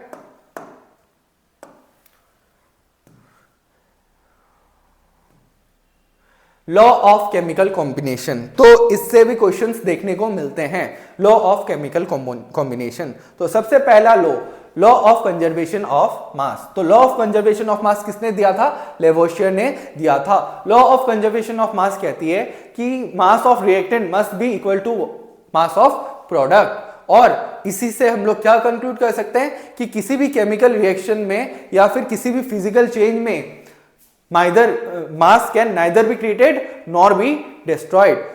तो आप लोग को अच्छे से लिखना होगा कि इन any physical or chemical change the total mass of reactant equals to what, total mass of the product, that is mass can neither be created nor be destroyed। for example ये अगर मैं रिएक्शन लिखता हूं तो यहां पे मास of reactant कितना है 34 ग्राम, यहां पे मास ऑफ प्रोडक्ट कितना है 34 ग्राम, मतलब प्रोडक्ट का मास, रिएक्टेंट का मास और प्रोडक्ट का मास क्या होगा सेम होगा, और यही लॉ ऑफ कंजर्वेशन ऑफ मास है। और ये किसने दिया था, लेवोशियर ने दिया था। तो अगर इसके ऊपर क्वेश्चन आता है तो आपको ये पूरा लिख के आना है with example. Next, law of constant composition, तो law of constant composition Proust ने दिया था। अब लॉ ऑफ कांस्टेंट कंपोजिशन क्या कहता है? लॉ ऑफ कांस्टेंट कंपोजिशन या फिर डेफिनेट प्रोपोर्शन कहता है कि किसी भी कंपाउंड में जो कंस्टिट्यूएंट पार्टिकल्स होता है उनका मास रेशियो फिक्स होता है, जो कि मैंने आपको पहले ही बता दिया है ना। फॉर एग्जांपल वाटर, तो वाटर में हाइड्रोजन और ऑक्सीजन का जो मास रेशियो है वो क्या है? 1:8 है। अब तुम लोग किसी भी सोर्स से ये वाटर ले आओ, वहां हर जगह वाटर का मास रेशियो क्या होगा? 1:80 होगा। तो according to this law a compound can be obtained from different sources. कोई भी कंपाउंड डिफरेंट सोर्सेस से तुम ऑब्टेन करो, लेकिन ratio of each component by weight, ratio of each component by weight मतलब मास रेशियो क्या होगा? Remains same. और यही क्या है? Law of constant composition. तो आप लोग को ये पूरा लिखना होगा अगर ऐसा क्वेश्चन आ जाता है, state law of constant composition. Next, law of multiple proportion. तो लॉ ऑफ मल्टीपल प्रोपोर्शन किसने दिया था? डाल्टन ने। अक्सर ही बच्चों को इस लॉ में प्रॉब्लम होती है ना। तो क्या होता है लॉ ऑफ मल्टीपल प्रोपोर्शन? अब लॉ ऑफ मल्टीपल प्रोपोर्शन कहता है कि अगर दो एलिमेंट मिलके दो से ज्यादा कंपाउंड्स बनाते हैं, मैंने क्या कहा कि दो एलिमेंट मिलके एक से ज्यादा कंपाउंड अगर बना रहे हैं, फॉर एग्जांपल हाइड्रोजन और ऑक्सीजन मिलके वाटर भी बना सकता है, हाइड्रोजन पेरोक्साइड भी बना सकता है ना। और मैं क्या करता हूं कि दोनों में से एक एलिमेंट का मास फिक्स कर देता हूं। यहां पे मैंने हाइड्रोजन का मास क्या कर दिया है? फिक्स कर दिया है दोनों केस में, है ना। तो जो दूसरा एलिमेंट है मतलब ऑक्सीजन, उनका मास अगर लेता हूं मैं, उनका मास का अगर रेशियो लेता हूं दोनों कंपाउंड्स में, तो it bears a simple ratio. तो यहां पे वही लिखा हुआ है कि ratio if elements combine to form more than one compound the mass of one element which combines with the fix mass of the other bears a simple whole number ratio. तो यहां पे अपन ने क्या किया था? हाइड्रोजन का जो मास था वो कांस्टेंट रखा था, फिक्स रखा था, और अपन ने इस कंपाउंड में और इस कंपाउंड में जो ऑक्सीजन का मास लिया है उनका रेशियो लिया है ना। तो ratio of mass of oxygen in water and H2O2 क्या होगा? 16:32। तो it will come out to be 1:2। तो हमेशा याद रखना कि ये जो मल्टीपल प्रोपोर्शन है मतलब इसमें मल्टीपल कंपाउंड्स बन रहे हैं ना। मतलब यहां पे दो कंपाउंड्स बन रहे हैं और दोनों कंपाउंड्स में अगर एक एलिमेंट का मास फिक्स कर देते हैं तो दूसरा एलिमेंट का जो मास का रेशियो होगा in different compounds bears a simple ratio. Next, Avogadro's law. तो बहुत ही सिंपल लॉ है Avogadro's law. Equal volume of all gases contains equal number of molecules at same temperature and pressure. मतलब अगर मैं मतलब डिफरेंट गैसेस लेता हूं और उनका वॉल्यूम क्या रखता हूं? इक्वल रखता हूं, तो उनके जो मॉलिक्यूल्स होंगे, नंबर ऑफ मॉलिक्यूल्स वो सेम होंगे। मतलब अगर मैंने CH4 लिया, मान लो एक कंटेनर में मैंने VMl CH4 लिया है, दूसरे में VMl H2 लिया है और तीसरे में VMl CO2 लिया है, तो तीनों के वॉल्यूम क्या है? सेम है। तो equal volume of all gases contains equal numbers of molecules. मतलब अगर इसके VMl में 2 मॉलिक्यूल है तो इसके भी 2 ही होंगे, उसके भी 2 ही होंगे। इसके अगर N है तो इसके भी N होंगे, उसके भी N होंगे। तो आपको ये सब ना विथ एग्जांपल मेंशन करके आना है। Next is reaction in solution. तो अभी मुझे पता है कि बहुत सारी रिएक्शंस किस में होती है? सॉल्यूशन में होती है। तो सॉल्यूशन क्या होता है ये अपन क्लास 12 के फर्स्ट चैप्टर में पढ़ेंगे, है ना। पूरा चैप्टर है सॉल्यूशन के ऊपर। तो अभी अपन को पता होना चाहिए कि सॉल्यूशन बनता कैसे है। तो सॉल्यूशन बनता है सॉल्यूट और सॉल्वेंट से। मतलब जब हम लोग सॉल्यूट और सॉल्वेंट को मिक्स करते हैं तो जो बनता है that is known as solution. मतलब सपोज पानी लिया, इसमें मैंने क्या डाला? नमक डाला, घोला तो क्या बना? सॉल्यूशन बना। तो ये जो पानी है वो क्या है? सॉल्वेंट है, और जो सॉल्यूट है वो मेरा क्या है? नमक इज द सॉल्यूट। तो सॉल्यूट को हम लोग रिप्रेजेंट करते हैं B से और सॉल्वेंट को रिप्रेजेंट करते हैं A से। तो जिसको घोल रहे हैं उसको बोलते हैं सॉल्यूट, और जिसमें घोल रहे हैं that is known as solvent. याद रखना, जिसको डिसॉल्व कर रहे हैं दैट इज सॉल्यूट, और जिसमें डिसॉल्व कर रहे हैं दैट इज सॉल्वेंट। सॉल्वेंट को रिप्रेजेंट करते हैं A से, सॉल्यूट को रिप्रेजेंट करते हैं B से। अब देखो, हम लोग को कई बार पूछ लेता है कंसंट्रेशन टर्म्स के बारे में, है ना। तो सबसे पहले मेरे को मास परसेंटेज पढ़ना है। क्या होता है मास परसेंटेज, जिसको हम लोग परसेंटेज W/W भी कहते हैं, और कैसे कैलकुलेट करते हैं mass percentage.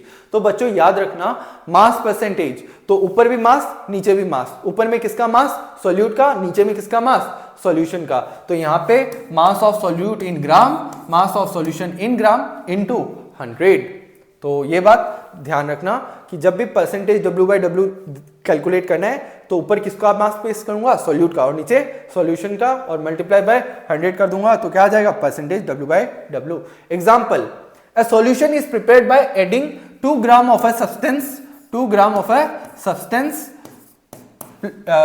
18 gram of water, 18 gram of water. तो इससे क्या बना, सॉल्यूशन बना। अब पूछता है mass percentage of the solute. तो ये क्या है, जिसमें घोल रहे हैं सॉल्वेंट, जिसको घोल रहे हैं सॉल्यूट, मुझे क्या करना है, परसेंटेज W/W निकालना है। तो परसेंटेज W/W ऊपर में किसका मास प्लेस करते हैं, सॉल्यूट का। सॉल्यूट क्या होता है, सॉल्यूट का मास गिवन है 2 ग्राम। अब नीचे किसका मास पुट करते हैं, सॉल्यूशन का। यहां पे मुझे सॉल्यूट का और सॉल्वेंट का गिवन है, तो सॉल्यूशन का मास कितना हो जाएगा, 20 हो जाएगा, हाँ 20। तो यहाँ पे 18 पुट करके मत आ जाना, है ना। तो ये क्या हो गया, 25 का, तो ये 10% W/W इज द आंसर। ठीक है, तो इस तरह से मास परसेंटेज कैलकुलेट कर लेते हैं। Next, mole fraction. तो मोल फ्रैक्शन को हम लोग रिप्रेजेंट करते हैं काई से।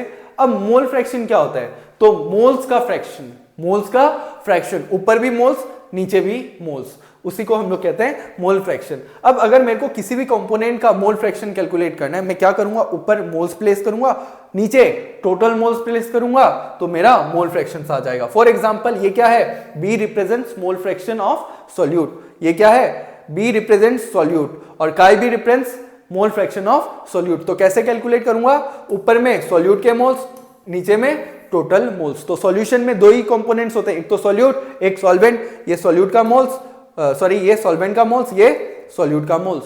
तो ये क्या हो गया, मोल फ्रैक्शन ऑफ सॉल्यूट। फिर से बोलता हूं, किसी भी कंपोनेंट का मोल फ्रैक्शन निकालना है तो उसके moles divide by total moles. अब सॉल्यूशन में बनाता हूं तो उसमें 2 ही तो चीज प्रेजेंट है, सॉल्यूट और सॉल्वेंट, है ना। इससे क्या बना है, सॉल्यूशन। तो अब मेरे को मोल फ्रैक्शन ऑफ क्या निकालना है, सॉल्यूट। तो यहां पे moles of solute divided by what, total moles. तो सॉल्यूशन में कौन कौन है, ये 2 है, ये 2 है, तो टोटल मोल्स क्या हो जाएंगे, Nb प्लस Na या फिर Na प्लस Nb। तो इस तरह से हम लोग मोल फ्रैक्शन निकाल सकते हैं। Next, molarity. तो मोलरिटी बहुत ही इंपॉर्टेंट है, इसके ऊपर डायरेक्ट डेफिनेशन के ऊपर बेस्ड क्वेश्चन आता है। तो क्या होती है मोलरिटी, तो it is the number of moles of solute present in 1 litre of solution. मतलब मैं अगर 1 लीटर सॉल्यूशन बनाता हूं तो उसमें सॉल्यूट के कितने मोल्स हैं, सॉल्यूट के कितने मोल्स प्रेजेंट है, उसी को हम लोग कहते हैं मोलरिटी। तो molarity what, number of moles of solute by volume of solution in litre, volume of solution in litre. ठीक है, तो ये है मोलरिटी कैलकुलेट करने का फॉर्मूला। इसकी यूनिट क्या हो जाएगी, इसकी यूनिट होती है मोल, इसकी लीटर, तो इसकी यूनिट हो जाएगी मोल पर लीटर। तो मोलरिटी की और एक फॉर्मूला लिख सकते हैं, मोल्स को कैलकुलेट करते हैं कैसे, वेट बाय मॉलिक्यूलर वेट, है ना। मुझे पता है कि अगर मेरे को इसका मोल्स कैलकुलेट करना है तो, और अगर वेट गिवन है तो वेट बाय क्या हो जाएगा, मॉलिक्यूलर वेट हो जाएगा। तो सॉल्यूट की बात कर रहा हूं, तो ये सॉल्यूट की, है ना। अब अगर वॉल्यूम ऑफ सॉल्यूशन मुझे ml में गिवन है, वॉल्यूम ऑफ सॉल्यूशन मेरे को ml में गिवन है, तो मैं ऊपर ना 1000 से मल्टीप्लाई कर देता हूं। तो ये बात ध्यान रखना, और ये फॉर्मूला बहुत ही इंपॉर्टेंट है। यहाँ पे W भी किसको रिप्रेजेंट करता है, वेट ऑफ सॉल्यूट, ये मॉलिक्यूलर वेट ऑफ सॉल्यूट। तो ये 2 फॉर्मूला जो है ना बेहद ही इंपॉर्टेंट है, बेहद इंपॉर्टेंट है, ये वाला और ये वाला, है ना। अब इसके ऊपर बेस्ड एक क्वेश्चन करते हैं। तो देखो, calculate the molarity of solution prepared by dissolving 4 gram NaOH in 450 ml solution. तो यहाँ पे 4 ग्राम NaOH, मतलब मुझे वेट ऑफ क्या गिवन है, सॉल्यूट गिवन है, कितना, 4 ग्राम, और वॉल्यूम ऑफ सॉल्यूशन गिवन है कितना, वॉल्यूम ऑफ सॉल्यूशन गिवन है 450 ml। तो मुझे क्या कैलकुलेट करना है, मुझे कैलकुलेट करना है मोलरिटी। तो मोलरिटी का फॉर्मूला क्या होता है, WB bye molecular weight bye molecular weight into, अगर वॉल्यूम ऑफ सॉल्यूशन किस में गिवन है, ml में, तो ऊपर में 1000 से मल्टीप्लाई कर दूंगा। तो WB कितना गिवन है, 4 into 1000 divide by molecular weight of solute. तो इसका मोलिकुलर वेट नहीं निकाल सकते क्या, निकाल सकते हो, कैसे, 23 प्लस 16 प्लस 1, तो ये कितना आ जाएगा 40। तो यहाँ पे 40 पुट करो, यहाँ पे 450 पुट करो, यहाँ पे 450 पुट करो। तो जब आप लोग इसको सॉल्व करोगे इसका आंसर आ जाएगा, और जो भी आंसर होगा उसकी यूनिट कैपिटल M लिखना, या फिर उसकी यूनिट क्या लिख देना, मोल पर लीटर। तो इस तरह से मोलरिटी किसी भी सॉल्यूशन की निकाल सकते हैं। अच्छा कैलकुलेट कर ही लेते हैं ना, तो ये गया है ना, ये गया, क्या बचा 10/45, तो 10/45 मोल पर लीटर या 10/45 molar. Next molality, next is molality. तो मोलेलिटी क्या होती है, मोलेलिटी को रिप्रेजेंट करते हैं छोटे m से, स्मॉल m से, and it is defined as number of moles of solute present in 1 kilogram of solvent. तो इसका पहला जो केस था वो था कि 1 लीटर सॉल्यूशन में कितने मोल्स हैं उसको कहते हैं मोलरिटी, 1 किलो सॉल्वेंट में कितने मोल्स प्रेजेंट है उसको कहते हैं मोलेलिटी। तो मोलेलिटी क्या हो जाएगा, मोलेलिटी इक्वल्स टू छोटी m equals to number of moles of solute, यहां पे क्या हो जाएगा, मास ऑफ सॉल्वेंट किसमें, किलोग्राम में, mass of solvent in kilogram. तो इसको मैं क्या लिख सकता हूं, NB की जगह मैं WB बाय मोलिकुलर वेट लिख सकता हूं, किसका, B का। ये WA अगर ये ग्राम में है तो ऊपर में 1000 से मल्टीप्लाई कर देना। देखो ये है मोलेलिटी का फॉर्मूला, तो ये फॉर्मूला आपको पता होना चाहिए और ये फॉर्मूला भी आपको पता होना चाहिए, है ना, मोलेलिटी का। ये था मोलेलिटी का फॉर्मूला, ये है मोलेलिटी का। तो मोलेलिटी में L, मोलेलिटी छोटे m से रिप्रेजेंट करते हैं, मोलेलिटी कैपिटल M और यहाँ पे मोलेरिटी, ठीक है। Next the density of 3 molar solution of NaCl is इतना, calculate molality of the solution. तो मोलेरिटी गिवन है 3 और मुझे डेंसिटी सॉल्यूशन की गिवन है क्या, 1.25 ग्राम पर ml, और कैलकुलेट करना है स्मॉल m, है ना। तो देखो मोलेरिटी 3 गिवन है, मतलब मोलेरिटी क्या रिप्रेजेंट करता है, it represents moles of solute in 1 litre of solution, मतलब 3 मोल्स ऑफ सॉल्यूट कितने हैं, 3 मोल्स है, और सॉल्यूशन कितना है इन 1 लीटर सॉल्यूशन, है ना। तो यहां से 2 डेटा मिल गया, NB इक्वल्स टू 3 और वॉल्यूम ऑफ सॉल्यूशन कितना 1 लीटर, दैट इज 1000 ml। मुझे मोलेलिटी निकालनी है, तो मोलेलिटी कैसे निकालते हैं, number of moles by weight of solvent in what, kilogram. तो अभी मेरे पास सॉल्यूशन का वॉल्यूम है ना, और डेंसिटी गिवन है, तो क्या मैं इससे मास ऑफ सॉल्यूशन निकाल सकता हूं, हाँ, density equals to mass by volume. तो मास ऑफ सॉल्यूशन कितना आ जाएगा,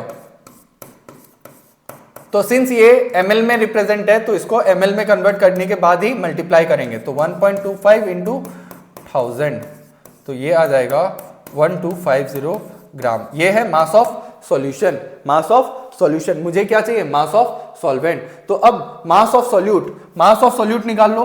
तो मास ऑफ सॉल्यूट तुम्हें देखो क्या गिवन है, मोल्स गिवन है, तो मास कैसे निकालते हैं, mass of solute equals to n into molar mass. तो थोड़ा डिफिकल्ट जरूर है लेकिन बहुत ज्यादा डिफिकल्ट नहीं है। पुराना कंसेप्ट में बताया था, अभी बहुत देर पहले नहीं हुआ है, बहुत देर पहले की बात नहीं, अभी कुछ देर पहले बताया था, जब मोल्स गिवन है और मास निकालना है n इंटू मोलर मास। तो n कितना है 3, मोलर मास कितना है देखो NaCl, तो NaCl का मोलर मास कितना होता है, तो Na का 33 और 35.5, तो ये क्या हो गया 58.5, तो 3 इंटू 58.5, तो ये क्या आ जाएगा 5 3 जा 15, 8 3 जा 24, 2 5 3 जा 15, 175.5, तो ये आ गया सॉल्यूट का मास, है ना।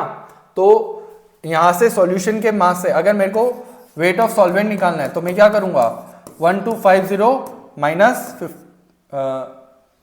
कितना 175.5। तो यहां से मेरा क्या आ जाएगा, मास ऑफ समथिंग आ जाएगा, किस में आएगा, ग्राम में आएगा। इसको मैं किलोग्राम में कन्वर्ट करने के लिए किससे डिवाइड कर दूंगा, किलो 1000 से डिवाइड कर दूंगा, है ना। यहाँ पे जो आया तो ये मेरे को क्या मिल गया, वेट ऑफ सॉल्वेंट मिल गया। ये मुझे पता है, ये मुझे पता है, तो मेरी क्या आ जाएगी, आंसर आ जाएगी। और उसका जो यूनिट होगा क्या होगा, मोल पर केजी, मोल पर केजी। तो इतना डिफिकल्ट क्वेश्चन आएगा नहीं। तो ये मतलब उन बच्चों के लिए है जो कि इस चैप्टर को अच्छे से पढ़ चुके हैं और जो कि क्लास 12 की तैयारी अभी से कर रहे हैं, है ना। तो इतना डिफिकल्ट क्वेश्चन असम बोर्ड में अभी तक पूछा नहीं गया है क्लास 11 में। फिर भी आप लोग को, सिंस ये एनसीईआरटी का क्वेश्चन है, आपको ये क्वेश्चन पता होना मैंडेटरी है ना, आ भी सकता है ना। तो मोलेलिटी की यूनिट कैसे लिखी अपन ने, तो देखो ये क्या है, मोल, ये क्या है, ये है मोल, इसकी यूनिट, और इसकी यूनिट क्या है, केजी। तो मोलेलिटी की यूनिट क्या हो गई, मोल पर केजी, मोल पर KG. Next, what is stock solution, what is stock solution. तो स्टॉक सॉल्यूशन क्या होता है, इसके बारे में आपको ध्यान होना चाहिए। तो अभी जो लेबोरेटरी में हम लोग प्रिपेयर करते हैं, किसी भी चीज का सॉल्यूशन प्रिपेयर करते हैं, तो उसका कंसंट्रेशन क्या होता है, हाई होता है यूजुअली, है ना।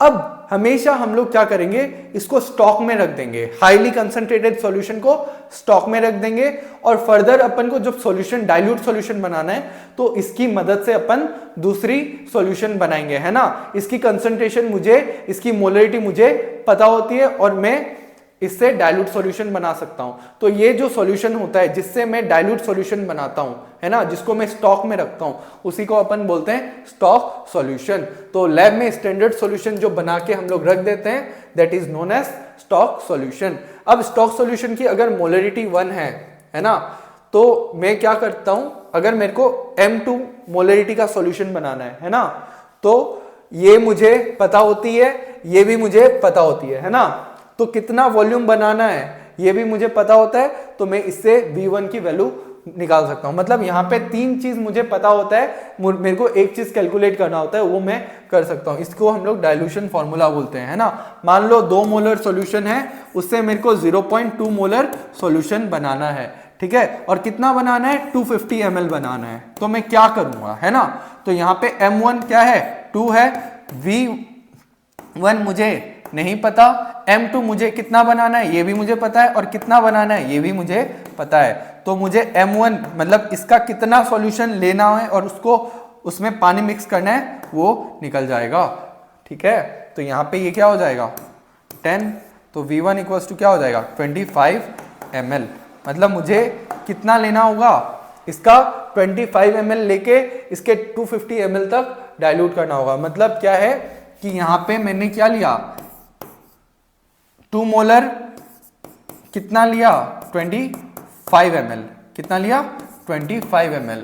अब जब मैं इसमें पानी मिलाता हूं, कितना मिलाता हूं, तब तक मिलाऊंगा जब तक फाइनल वॉल्यूम कितना ना हो जाए, 250 ml ना हो जाए। मतलब मैं कितना पानी मिलाऊंगा इसमें, मैं इसमें मिलाऊंगा 225 ml। तो जब इसका फाइनल वॉल्यूम 250 ml कर देता हूं पानी मिला के, तो उस सॉल्यूशन का जो कंसंट्रेशन होगा वो कितना आ जाएगा 0.2 मोलर आ जाएगा। तो बहुत इंपॉर्टेंट नहीं है, बस आपको स्टॉक नोटेशन के बारे में पता होना जरूरी है। और बाकी ये जो चीज़ है ना, ये लैब वाली चीज़ें हैं, ये जब आप लोग लैब करोगे ना क्लास 12 में, तो एकदम अच्छे से आप लोग को बताया जाएगा कि ये डाइल्यूशन फॉर्मूला है ना।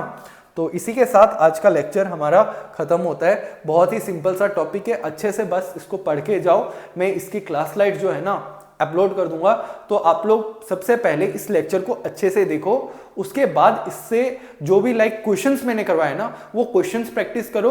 और जहां पे मैंने बोला डेफिनेशंस आपको याद करनी है, accuracy and precision, law of conservation of मास, मतलब लॉ ऑफ केमिकल कॉम्बिनेशंस वगैरह, तो वो आप लोग एक बार लिख के प्रैक्टिस कर लेना। अगर आप लोग लिख के प्रैक्टिस कर लोगे ना, तो आपके मेमोरी में फिट हो जाएगा। वैसे भी ज्यादा चैप्टर्स है नहीं, है ना, फर्स्ट ईयर के सिलेबस में ऑलरेडी बहुत सारे चैप्टर्स डिलीटेड है।